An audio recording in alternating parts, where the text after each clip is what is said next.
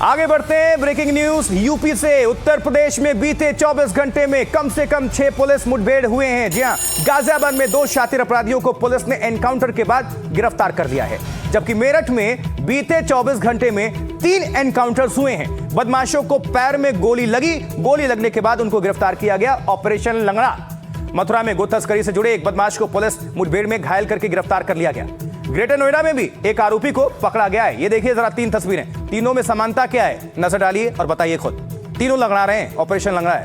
गोली मार दी गई पुलिस की तरफ से पैर में। देख लीजिए रिपोर्ट जल्दी से। पुलिस के कंधों पर लंगड़ाता चल रहा ये बदमाश इरशाद है। मुठभेड़ में उसके पैर में गोली लगी है। पुलिस को उसकी और उसके साथी इरफान की हत्या के एक मामले में तलाश थी। गाजियाबाद के अंकुर विहार में पुलिस ने मुठभेड़ के बाद दोनों को गिरफ्तार कर लिया। सामने से बुलेट सवार 2 संदिग्ध व्यक्ति आते दिखाई दिए, जिन्हें रोकने का प्रयास किया गया।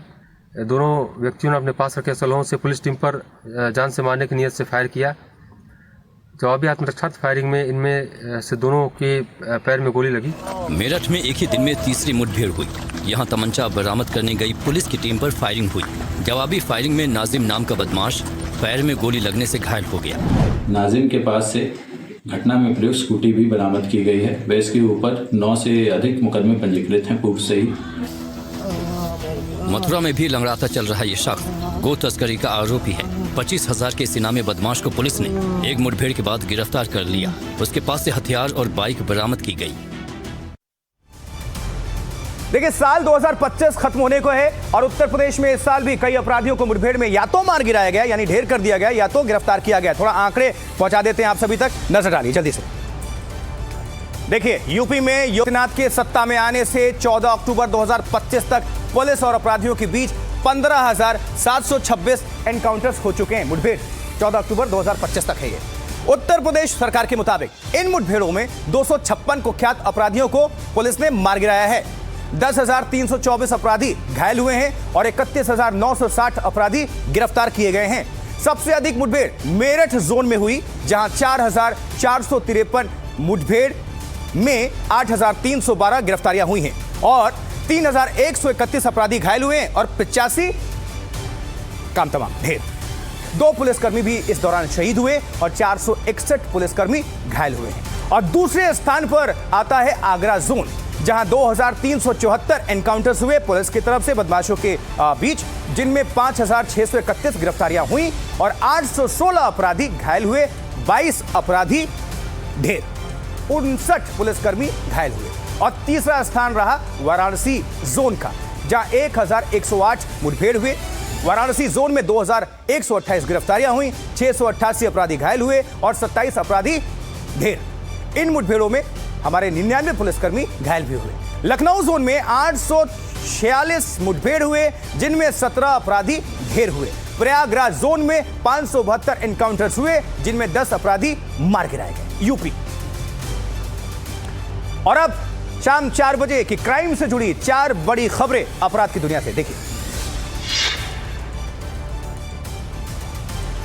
नशे के खिलाफ गुजरात एटीएस की बड़ी कार्रवाई। राजस्थान में चल रही थी ड्रग फैक्ट्री का भांडाफोड़।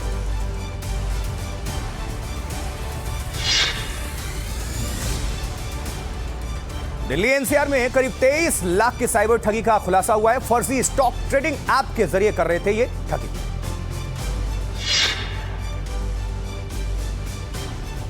इंदौर में पुलिस ने चोरों के गिरोह के 3 सदस्यों को गिरफ्तार किया है। चांदी, सोना और हथियार इनसे जब्त हुआ है। जबकि उत्तर प्रदेश के बलरामपुर में तकरीबन 6 करोड़ का गांजा जब्त हुआ। 3 अंतर्राज्यीय तस्कर गिरफ्तार किए गए।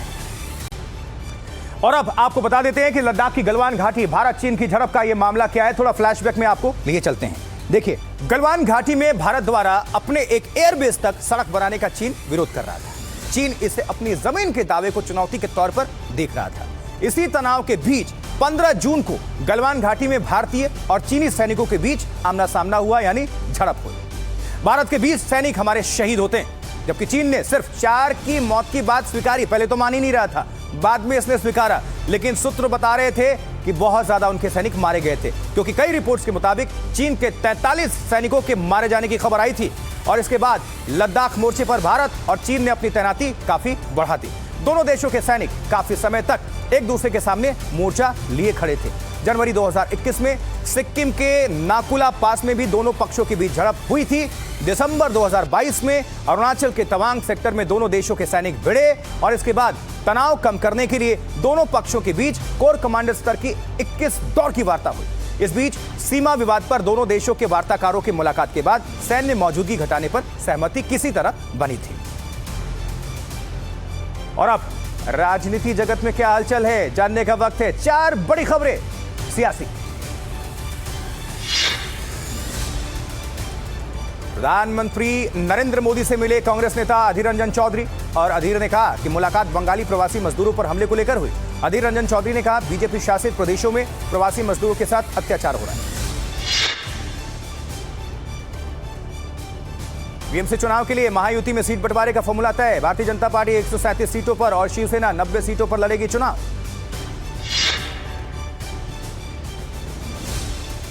दिल्ली विधानसभा का सत्र 5 जनवरी से शुरू होने जा रहा है। यह सत्र 4 दिनों का होगा, जिसमें प्रदूषण को लेकर विशेष चर्चा होगी। रेखा सरकार ने आम आदमी पार्टी से प्रदूषण को लेकर किए गए काम पर भी चर्चा करने की बात की है। यूपी बीजेपी के ब्राह्मण बैठक विवाद में नया मोड़। सोशल मीडिया पर पीएन पाठक ने लिखा, ब्राह्मण का धर्म समाज को जोड़ना है, विभाजन का नहीं है। इस बीच एक और खबर बड़ी, गांधी परिवार में नई बहू आने को है। जी हां, प्रियंका गांधी वाड्रा और रॉबर्ट वाड्रा के बेटे की शादी तय हो गई, ये सूत्र बता रहे हैं। प्रियंका के बेटे रेहान की शादी दिल्ली की अवीवा बेग से होनी तय हुई है। अवीवा और रेहान की कल रणथंभौर में सगाई होनी है। अवीवा कई साल से रेहान की गर्लफ्रेंड रही हैं। ये तस्वीर है रेहान वाड्रा और अवीवा बेग की। रेहान की सगाई दिल्ली की अवीवा बेग से। कल जानकारी मिल रही कि रणथंभौर में सगाई होगी। देखिए रिपोर्ट।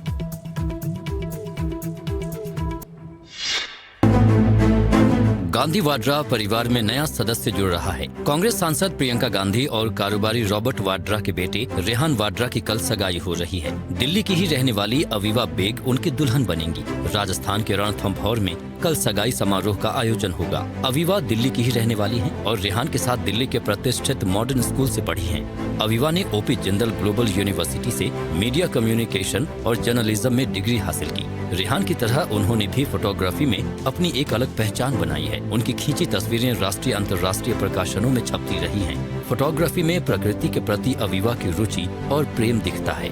वो राष्ट्रीय स्तर की फुटबॉल खिलाड़ी भी रही हैं। रेहान के मंगेतर अवीवा के पिता इमरान बेग व्यवसायी हैं और मां नंदिता बेग इंटीरियर डिजाइनर हैं। नंदिता बेग और प्रियंका गांधी पुरानी दोस्त रही हैं। कांग्रेस मुख्यालय इंदिरा भवन के अंदरूनी साज सज्जा में नंदिता बेग ने प्रियंका गांधी का हाथ बटाया था। चलिए, 4 के अलावा में वक्त एक छोटे से ब्रेक का है, लेकिन आपको कहीं नहीं जाना है। आप बने रहें, देखते रहें एनडीटीवी इंडिया पर।